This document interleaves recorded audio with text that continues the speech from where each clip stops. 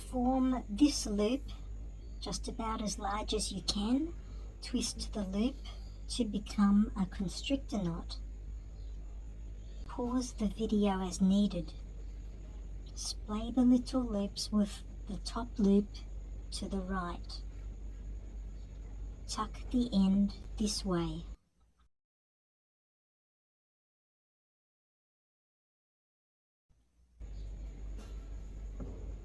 Over, under, over, under.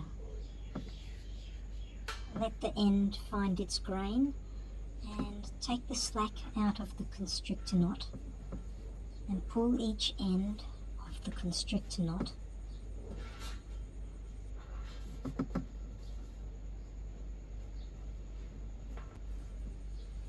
We have a Chinese crown loop.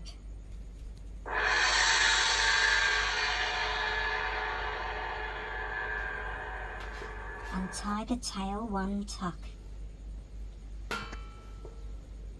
Begin straightening out the knot, which is basically undoing the constrictor knot, taking the twist out of the line. You're looking for a nipping loop.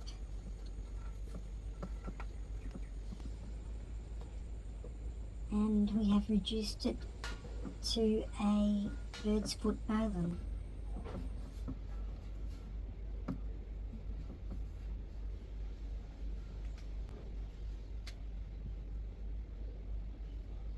Untie the tail another tuck.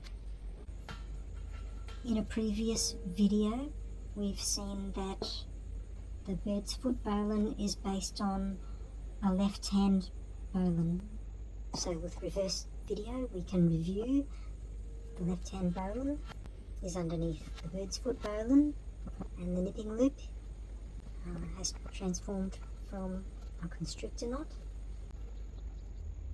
and the folding mechanism of the constrictor knot on the working end formed this version of a Chinese crown loop.